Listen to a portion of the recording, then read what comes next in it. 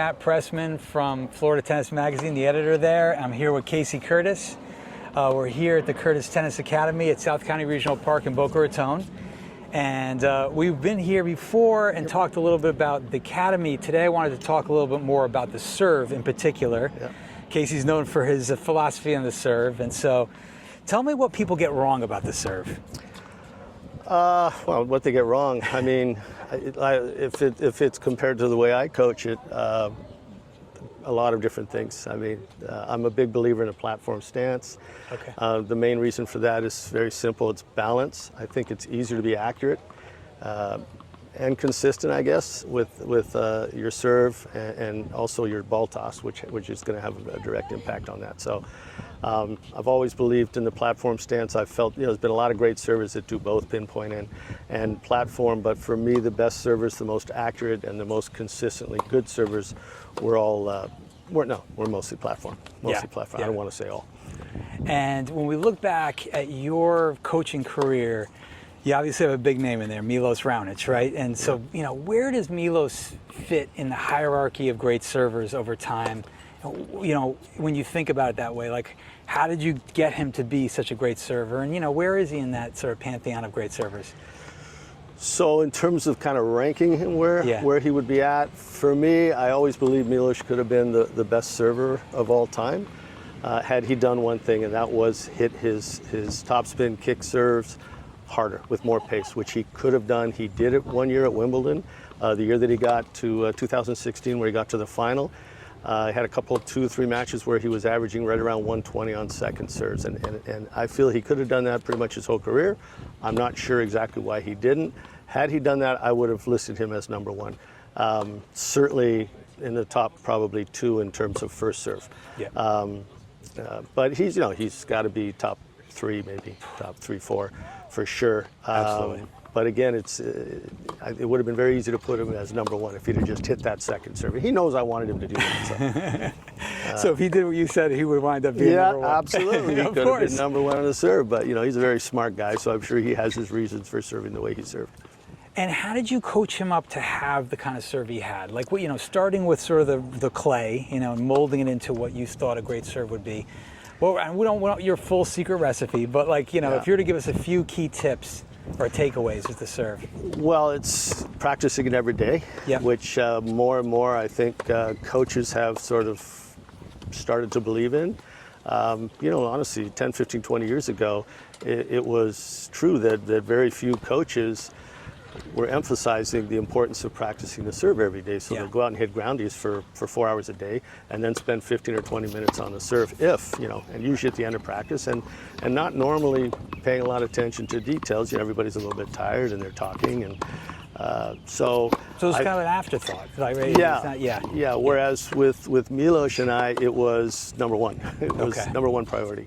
Yeah. I always believed that he was going to need to have a great serve if he was going to be able to be a professional tennis player, which I felt he could. He obviously has plenty of power. He's got lots of good height. But we spent really an hour a day, every day on that serve. So at least. That's just, with the basket and Milos and I. Then, of course, he would play points, play some matches in the afternoon, so he's serving even more than that. But always at around 50%, which, if you tried to serve full out for an hour a day, you're going to blow the shoulder out. Yeah. So I always emphasize with the young players, keep it at 50% because you can learn the motion, you can get the ball tossed down, you can perfect a service motion at 50%, 60%, and then for the last 5 or 10 minutes, go ahead and hit tournament level, full racket speed. But really, when you're practicing, you don't need to hit hard. So number one thing for those viewers out there would be practice your serve, put it maybe first, if not, some early phase of your practice session. Number 2 would be don't practice it at full pace. Don't blow out your shoulder, obviously. Right. Try to ratchet that down to a pace that's better. Any technical advice you'd give for servers out there that are trying to get their serve better? Yeah, I like to see the racket, and you'll see players doing things a little bit differently, but I like to see the racket come up this way, Matt, where the strings are actually forward like this, okay? So your focus is not on the strings, it's actually on the edge of the racket here. Okay, so you're not thinking, you see a lot of players flipping the racket open here, they come up this way, and then the racket flips open here. There's guys that can come up and do it correctly. You know, Fed didn't really do this. He kind of came more this way, I guess. But if you watch, you'll see a lot of the top servers are coming up where the strings are forward. And here. I notice your wrist is also kind of got a crink in it a bit, just or loose, right? More kind of this way than you know. Some guys like to do this where they come up like this. Like I don't know if you remember Gustavo Kuerten. He was very loose in here. Yeah. But no, it's not for me. Not this way. I like to see the racket basically at this point parallel with the ground, not down here like this. Okay. Okay. So. And then so when you get up here, I like to see the strings forward, not like this. Okay. Okay. So for me, that's very big. The ball toss is very big. I'm huge on timing. Okay. I have a 1, 2, 3 rhythm that I teach all the players that I work with. Milos has it as well. He used to like to joke about it. He used to add a 4th beat in there. Okay. He'd say, "Coach, I've got it. 1, 2, 3, 4." No, okay. It's 1, 2, 3. 1, 2, 3 timing. Yeah. So down 1, 2, 3. I like to see the racket sort of in this area before you toss. You'll see a lot of players will toss down in here, and for me that just leaves too much to do at the last second. So yeah, you can generate some good racket speed and get that thing whipping around and get some good pace on your serve, but it's really hard to be consistent and to be accurate when you're doing that. So I like to see the toss happen somewhere in this range in here with the racket here rather than down there. So obviously there's a lot there. There's a lot to unpack. It's a 1, 2, 3 sort of pattern, I guess, that you're teaching.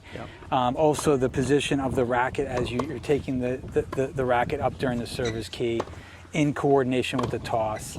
I remember we talked about this. It was really interesting to me about how that position is, how you can get an extra 10% more pace on your serve if your racket head is in that position, right? Well, you could get, you know, for any server. Probably the most important thing is you can get pace a lot of different ways on the serve. You know, it's funny to watch all the different theories on it, but it's sort of like this thing going on with the wrist on the forehands now. But keeping it in here, you can definitely get a little bit more pronation going on. Sure. But also, more than anything, it really prevents the racket from flying open as well. So a lot of faults happen when players lose a little bit of control of the wrist up in here, and the racket will move around a little bit. And I'm not going to mention names, but there's a very good player that's still running into this problem. He's had this problem since he was young. Okay. Just consistently coming up with exactly the same motion is very, very important. Which would be really cool for our viewers is pretending they're here at Curtis Tennis Academy. Maybe we take a look at some of your young players, and you can take us through this 1, 2, 3 sort of pattern that you have or beats that you have in the serve, and just view the overall philosophy and how it can help anybody get a better serve. Yeah, this young man here, Lance, has really done a great job in learning what we're talking about. Sophia here. Just 13 years old. She's also really improving very quickly on her serve. But if you watch Lance, you'll see, so we're starting. That's 1, 2, 3, like very easy. He's got a sore shoulder right now, so he's really taking it easy. But you'll see how the racket, when it gets up in here, is turned in here, right? Same with Sophia. Right, so another thing that I'm a big believer in is having the same ball toss for all your serves. It's great for disguise because, if you've always got the same toss, a lot of players toss out to the right when they're slicing, maybe a little bit left if they're kicking. If you come out of the same toss, your opponent doesn't know which serve you're going to hit. So also direction-wise, if they don't know if you're going to go wide, they can't really move over there. They can guess, but that's what they're doing. They're guessing. Whereas if somebody's shifting their toss around and hitting certain serves in certain spots out of different tosses, they're giving a little bit of a clue. Having the toss come up right where the net post was, that just said every toss should be right there. No good? Good. What's your thoughts on it? Do you give a specific position for that toss? But if you're doing that means your toss is over here. Right. Correct? Yeah, like if I'm here, I'm tossing towards that. Which means the toss is going to bounce here? Right. How are you going to hit a topspin serve off of that? Only if it's a topspin serve you can't, but a slice I guess you can, right? Yeah. You could slide. If you watch Riley Opelka, he's got a thing going where he's tossing way out and coming around and slicing. It's a great serve, but it's coming in. It's got a lot of huge tail on it. Yeah. But he's tossing the ball way out to one side. Yeah. No, I wouldn't agree with that. Okay. No. Okay.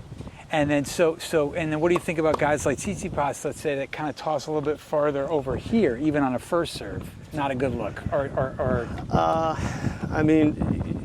can't really hit a slice off of that. Right. I mean, you could try, Right. but you know, you could hit flat. Of course, you can hit flat off of almost any bad toss. Right. You know, that's why it's always fun. You know, a guy throws up a horrible toss, or a guy or girl, and hits a flat serve, and it's an ace. Right after you say no, and then they hit an ace, and they look at you like, what's the problem, coach? Right, you know, right. But obviously, it's how often can they do that? You know, it's not about can you hit a great serve off of a horrible toss. Of course you can. We've all done it. Right. The question is, how often can you do that? Okay, and if you want to have a very consistent, solid serve, you need to get the same toss going. Yep. How about a guy like Ben Shelton? Yep. Your thoughts on his serve? What makes it great or unique, let's say? Or I think he's got really good racket speed. Yep. It's obviously a very good serve. Don't get mad at me, Ben, but I don't think I'm quite ready to put it in the great serve category. Okay. It's a good serve. It's a very good serve. You know, one of the better serves. Yeah. But he's a big boy. He's a lefty, and Yeah. right, isn't he? Yeah. Yeah. Yeah. I mean, it's a good serve. You know, It's Yeah. a good serve. He gets good leg action going on it, so he's got lots of racket speed as well. So, What's your thoughts on knee bend? Like, you know, going back to the early days of Boris Becker, getting down so low and springing up, and then a guy like Ben Shelton doing that now. Is that important? Is it something that people should incorporate in their serve? yeah, it's If so, how? It's Yeah. definitely important. I mean, again, you see a lot of guys online on YouTube and stuff talking about how the legs aren't that important. You know, you're really getting all your power out of here. Well, Right. you can get a lot of power out of here, but you don't really want to. Good technique is almost as much about injury prevention as it is about generating pace. Yeah. You know, the arm and the wrist are very capable of generating a lot of pace on a ball. Sure. So, you know, you can stand like this and just hit very hard serves. So, but for me, the legs, it's equally as important to get the higher strike point. Okay. Which, you know, yeah, you're going to definitely get some power and the kinetic chain and all that. Of course, you're going to get lots of power, but just as important, I think, is getting that extra height. You know, Okay. obviously taller players tend to have better serves. Right. It's not because they can swing the racket faster necessarily. It's because they have a higher strike point. Yeah. If you watch Roger Federer serve, you know, he's not that tall, maybe 6'1", but he got way off the ground on his serve. Yeah. I mean, he had. So his strike point was pretty close to as high as guys that were like 6'5", 6'6", Yeah. because he was further off the ground. So in terms of that, I think the legs are very important. Yep. One thing last time we were talking that really was a great takeaway for me, and I've incorporated a little bit in my own serve since we talked, and it's been great, Good. is just how much easier your arm needs to be and your shoulder, right? Just really having that easy motion. And part of that is that wrist position, I feel like. Just kind of really letting go a bit more, like a throwing motion for baseball. Right. You don't want that tension through your body. So you're in a tiebreaker, it gets tight, you double fault, it's usually that tension. Right. But you're able to teach an approach that's much easier for the server, both injury prevention and creating more pace. Right. What's that all about? How's that work? So for me, it's not as much about this as it is how you're bringing the arm back in relation to the body. A lot of players will go this way, you know, where they'll line up like Kinda like this. this. Their left shoulder's over there, the racket's over here, and they go like this. Okay, well, this is not the way the shoulder's meant to go, you know. And then all of a sudden, you'll see them do a funky thing in here and turn the shoulder. They're actually doing that a lot of times because this can't go any further. Right. So I got to do something to get my arm up and get the racket up. So what I like to see is just having the arm swing this way in front of the body. Yep. So you can do this all you want, but I like to see this maintained and not this stuff where the arm comes in here too much. You try to torque the shoulder around. I like to see things a little bit cleaner, where again you can turn everything this way, sort of like a McEnroe would. Yeah. You know, he started with his stance. Obviously, he had a very sideways, what I would call sideways angled stance. But so it's more about this, just making sure that the arm swings freely here. Okay. I mean, if players are having trouble with that, and a lot do with hitches and things, I always tell them just put the ball here. Just forget about this. Okay. Keep your focus on the racket. Come up here and then toss. Okay, so just separate the two for a while and then put them back together later. Very cool. Which works, it works very well, because you'll see players, you know, really kind of getting stuck in here with things, right? So just forget about, it's usually this that's causing the problem. Yeah. So forget about that, and everybody can do this, right? Yeah. And then they start to get it, so, yeah. Very cool. And I always remember McEnroe's serve being almost like a ballet motion, right? Just so smooth and clean. Talk about legs and knee bend. I mean, that guy, you know, way down. I can't get down that far. I'll never get back up again. So, Yeah, he had a lot of leg action. He had a great serve. And it's so interesting you talk about disguise with the toss. I always felt like McEnroe's serve was so disguised. Yeah. You couldn't, and partly because of where he put his body, right? Yeah. But the disguise is so critical, right? Yeah. If you can Rod take that Laver away. was a bit like that too, and I know McEnroe, I think, liked Rod Laver quite a bit. Yeah. But yeah, he had that can opener serve out. McEnroe did out wide here. That was just unbelievable. Yeah, as a lefty, no less. Yeah. And then he's coming in behind it. You know, one of the greatest volleyers of all time. So tough. Okay, before we wrap things up, let's just talk about maybe any last takeaway for our viewers in terms of having a great serve. We talked a little bit about the rhythm. Tell me more about that. Yeah, so for me, it's the 1-2-3 rhythm, and there's a sort of a fairly precise 1-2-3 rhythm that I have. I'll actually put a metronome on it.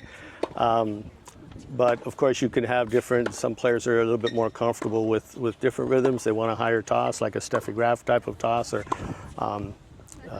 maybe just a little bit lower. I like to see the toss at least 6 to 8 inches higher than the strike point, higher than a player can reach, just to basically make sure it gets up to that height. If you try to time it perfectly, so it's right at the very top of your reach, you know, if you're a little bit low, then you're low. Right. So if you always make sure you get it a little bit more than you need to, then you know, you should be good. You have that margin for error, right? Margin for error, exactly right. So, but no matter how you do things, I think it's very, very important to have a consistent rhythm. Yeah. A consistent rhythm, so which is usually dictated by the height of the ball toss, right? Okay. Whatever height you're comfortable with, but it needs to be consistent. Okay. I want to throw one low and then throw one high and then throw one in between, and you're changing your rhythm all the time. Okay. Makes it very and that difficult. 1, 2, 3 is how would you break it down roughly? Again, I don't want to get too much into specifics, but just roughly the 1, 2, 3. So this isn't one. Okay, this is you're getting ready to start. Okay, you're here. This is one. Okay, or what so I one is sometimes actually call here. Down and back. Yeah. Okay. Okay, so your body's moving back. You're starting forward. Your body's moving back. That's one. Okay. Starts to come forward here, and the racket comes up. That's and two. that's that McEnroe position, right? I guess. Yeah. Or, you know, roughly. Yeah, I mean, or you can think open. of the, you can think of the famous trophy position as two up here. Okay, so that's two, and then three is the actual. Is hit. the hit? Okay, Right. so it's Right. so it's here. One, One, two, two, three. and then 3 is the hit. That's Yep. right. Got it. Okay, cool. You got it. Good. All right. Good stuff. Thank you, Casey. Okay, buddy. Appreciate Yep. it, man. Yep. It was fun. Awesome. Yep.